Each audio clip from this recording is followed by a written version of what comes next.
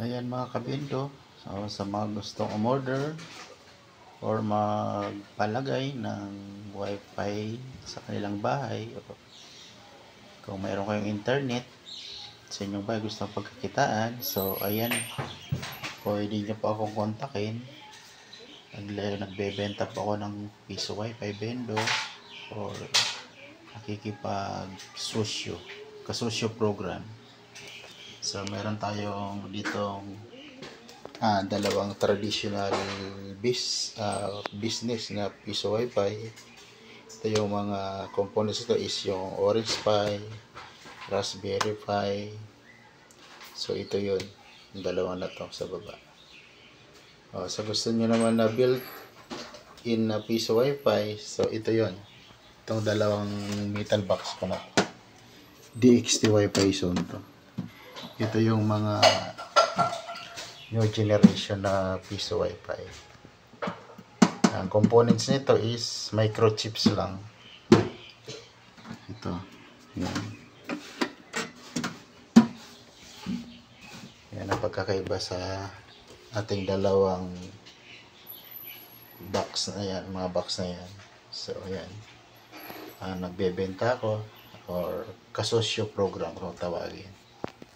So ayan, ito yung aking bagong asset. So di ko na muna ipapakita yung loob. Yan, so ito lang muna ang ating box. Yan.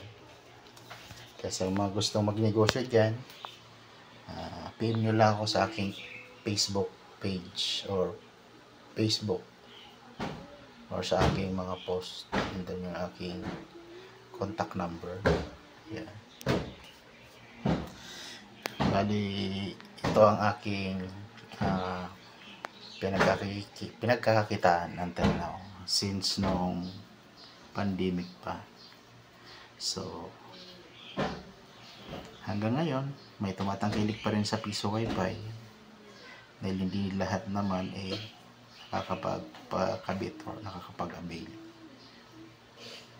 So kaya ito ang aming concept, yung kasosyo program.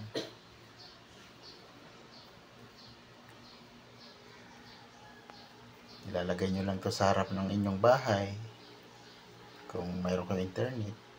So yung mga kapitbahay nyo na walang internet or yung mga napadaan lang na mga tambay, gusto kumunik, so yun ang magiging client nyo. Huwag nyo nang isipin yung kapitbahay nyo may internet. Talagang yung internet na yun sa kanila lang yun, exclusive lang yun. Paano naman yung mga sa labas na wala internet? So dito sila kukunik sa bendo na to. So pagpalagay na lang natin sa 1 month mo mag-harvest ka ng 2,000. So yung internet mo 1,500, so kumita ka ng 500 pesos. Then libre pa yung internet nyo sa inyong pamilya, sa inyong loob ng bahay. So ito na mag-generate ng pang monthly nyo ng monthly ng inyong internet. So yun lang guys, yun lang may share ko. Sa mga interesado lang po, welcome po kayo. PM lang sa akin. Salamat!